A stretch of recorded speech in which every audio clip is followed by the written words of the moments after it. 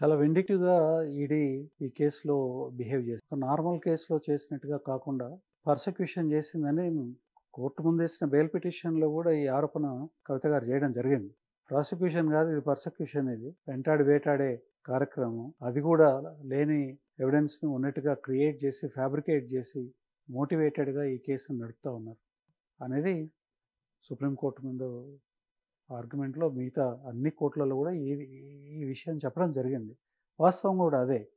ఏ evidence లేకుండా కొంతమందిని accused చేసి ఇష్టానికి, ఆ తర్వాత ఆ అక్యూజ్డ్‌ని అప్రూవర్‌లను చేసి, ఆ అప్రూవర్‌లతోని మాట్లాడిపిచ్చి, దాన్నే ఎవిడెన్స్ అని అన్నారు. అర్థం పర్థం లేని పద్ధతిలో ఉన్నదండి ఈ కేసు మొత్తం, ఇన్వెస్టిగేషన్ మొత్తం కూడా.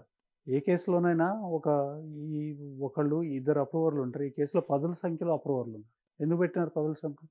మంచి కేసయితే ఎవిడెన్స్ ఉంటే అప్రూవర్‌లను బెటర్. ఎవిడెన్స్ లేదసలు.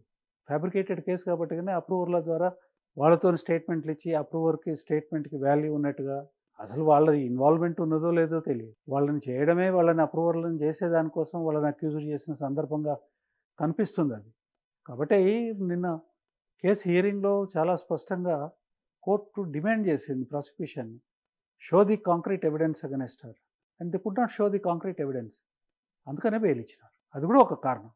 అంటే ఇన్వెస్టిగేటింగ్ ఏజెన్సీస్ ఏవైతే ఉన్నాయో, మరీ ముఖ్యంగా దీస్ ఆర్ ది సిబిఐ, తర్వాత ఈ ఎన్ఫోర్స్మెంట్ డైరెక్టరేట్ ఏదైతే ఉందో, చాలా premier agencies in the country.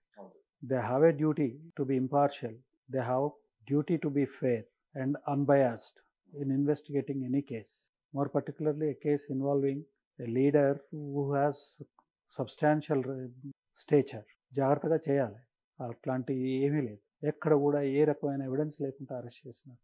చాలా మోటివేటెడ్‌గా, చాలా with a motive to see that she is convicted అనే పద్ధతుల్లో ఎవిడెన్స్‌ని ఫ్యాబ్రికేట్ చేసి, మ్యానుఫ్యాక్చర్ చేసినారు అనేది మొదటి నుంచి ఆరోపణ అదే.